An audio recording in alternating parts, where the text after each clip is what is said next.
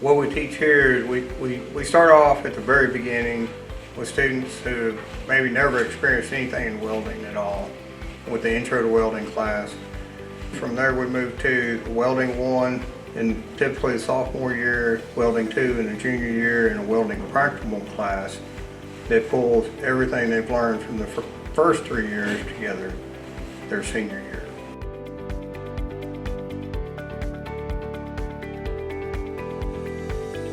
There's a whole bunch of different types of certifications in welding. Most of the certifications we do are AWS, American Welding Society, D11 code welds, or AWS D19, which is all structural code.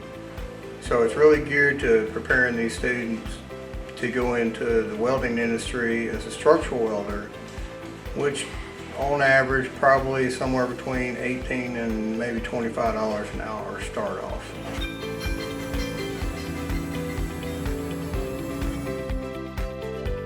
I plan on going to be a pipeliner, so yeah, it's kind of important to be a pipeliner if you know how to weld, just a little bit. When I first came here, I didn't know nothing about welding, but now I feel like I learned quite a lot.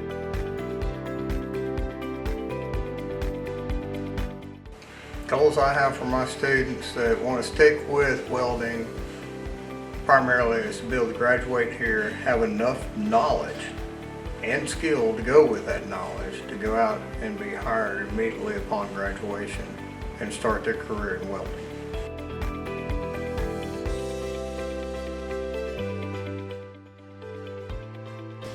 Make sure that you're paying attention to instructions and listening very well to what's going on and what you need to do, and taking advice really well.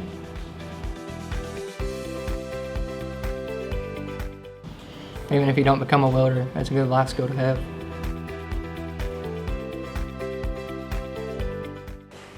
I would encourage any student, anybody that's interested in welding, to definitely look at the career possibilities. There is currently, American Welding Society estimates 300 to 350,000 welders short in America right now. With that kind of shortage of skilled workforce, it is going to be a very bright and prosperous future for anyone that goes into the welding industry.